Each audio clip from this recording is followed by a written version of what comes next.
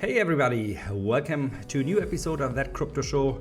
My name is Dirk Hartig. I'm the head of trading education here at primexpt.com. I'm also what you probably would call a seasoned trader with 25 years of market experience.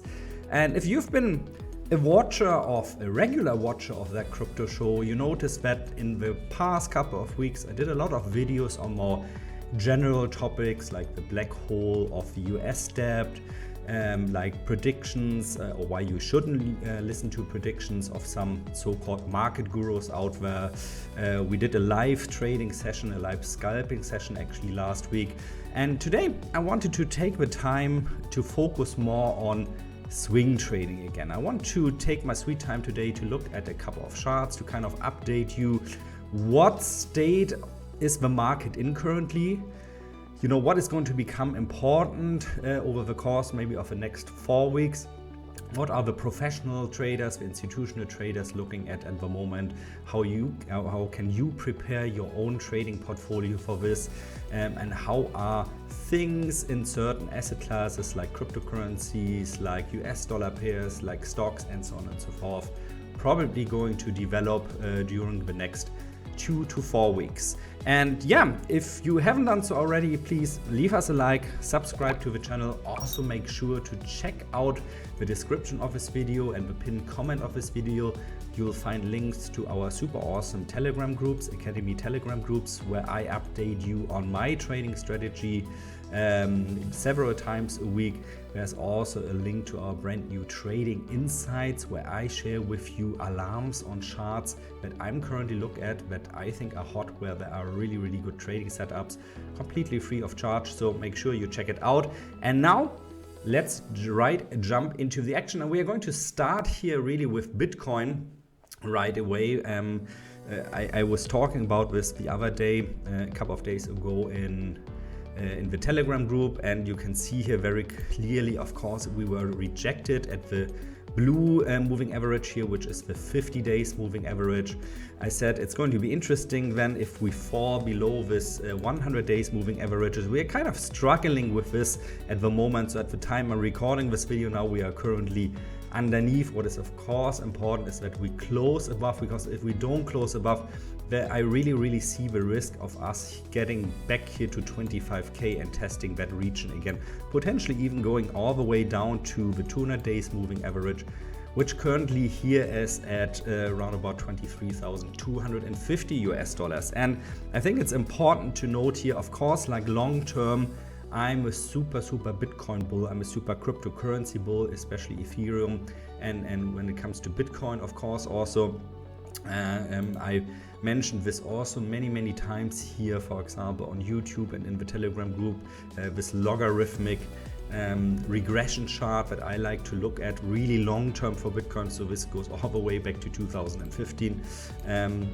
What we see here can actually zoom out further here. So, and you can see that Bitcoin always oscillates between this red band here and this green band. Yeah, sometimes we tend to break out either to the north or to the south, and we've seen this here after the collapse of FTX last year in November. Of course, we made those lows at around about 15,500 US dollars. Recently we have returned, but you can also see that we are struggling really to conquer this band again. What is important here long term at the event of the next halving next year, which is going to be late April probably of 2024, we should be somewhere around this purple line, which then probably would be somewhere around, let's say, 47 and 53,000 US dollars. So obviously, in my opinion, and this is of course, take this always with a grain of salt. It's important that you make up your own mind. But in my opinion, long term, yeah, we are going up. So I prefer at the moment also to look at for long trade entries in cryptocurrencies. But of course, there are also swing trade opportunities that we should not, leave out of sight. So if you are a bull like me long term, maybe instead of trading short here, I would, for example, place a limit buy order around 25,000 US dollars. A limit buy order here down at the 200 days moving average at around 23,500 US dollars. Let's have a quick look here And by the way, I'm not going to do the same now for Ethereum because they kind of move like the same at the moment. And that's due to us being right now in what I like to call the accumulation phase. Back then in September, I said I want to see Bitcoin dominance. So the total market cap in percent that Bitcoin has in comparison to all other altcoins out there. And I wanted to see this dominance go up to 46 to 50% because I said this normally lays then the foundation for a new bull market, which I believe we are currently in. If you don't know what I'm talking about, I'm going to leave you a link up here so you can check out my video on why I believe a new bull market in cryptocurrencies has already begun. Let's have a look here at the S&P 500. So the S&P 500 obviously standing for most other stock indices this world, or if you're trading stocks or stocks indexes, in my opinion, it's always important to have a look at what do American stock indices do. If you're more into tech stocks, of course, that would be the Nasdaq 100. You can do the same, in my opinion, with the S&P 500, which is the most important stock index in the world. And I said last week, looks like we're having a breakout here. Good trading opportunity if we dip down here. What we did, you can place basically a stop loss underneath the 50 days moving average, and your target would be up here at 4,310, which is the next barrier on the way up here. We saw the breakout there, so that was a really good trade in my opinion. Of course, what we are seeing here now, this one has become a support. However, I would be a little bit cautious there at the moment due to the fact that the market is a bit more in a sideways range still. We can see this very well, of course, in this fractal here of the S&P 500. We could also see this, of course, here Bitcoin, where we have, I mean, given it's granted it's a large sideways range, nonetheless it's a sideways range. There's not really, breakouts to the north or to the south that really last for a long time at the moment, and this is due to the fact that the market and this especially the institutional traders out there at the moment are waiting for confirmation from economic data. And the economic data everybody is eyeing at the moment is the next interest rate decision, which is going to be mid of June, a US interest rate decision.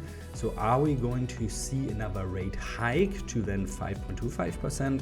Or is the Fed not going to further hike interest rates because inflation has already fallen below the current interest rate environment? Inflation rate at 4.9% last reading. Interest rates are around 5% at the moment. So the question really is here, is the Fed going to hike again? And one indication is going to come from the inflation data, which I think is going to be released 1 day prior to the next interest rate decision. So that's an interesting combination. So what I expect here for stocks is not so much of a breakout really at the moment above this area of 4,310, 4,300 in the S&P 500.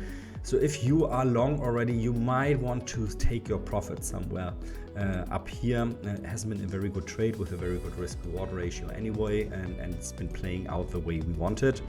And we are probably going to see more caution coming into the market the more we approach this date, which is going to be next week for the inflation data and for the Fed's interest rate decision. Job market data coming out last Friday was extremely strong again, which is not something the Fed likes to see at the moment, because strong job data means people can spend more. Spending more drives inflation then higher again. So don't rely just on charts, at least if you're swing trading. If you're more on the long-term side also, you need to have an eye also on the economic data. So I think we're going to see some more sideways range, and then probably for interest rate decision and inflation data, we're going to see some huge volatility spikes. So be careful there. I think we are well positioned though. Let's have a quick look here at the US dollar. And I think it's very fitting for the picture here. You can see here back then, that was awesome. Mid-end of April, I said we were rejected here at the 50% Fibonacci retracement, which is the retracement of this bullish US dollar trend. Euro dollar going down means the US dollar becoming stronger, obviously. you went to the 50% retracement, went actually a little bit higher than I expected here, but in general the curve I put in here, this arrow, euro US dollar is following this arrow in my opinion very well, and you can clearly see here probably we're going to see a little bit a leg up. However, I still expect us to go a little bit lower, and towards this interest rate decision probably we are going to tend a little bit lower because people are going to look for more secure positions.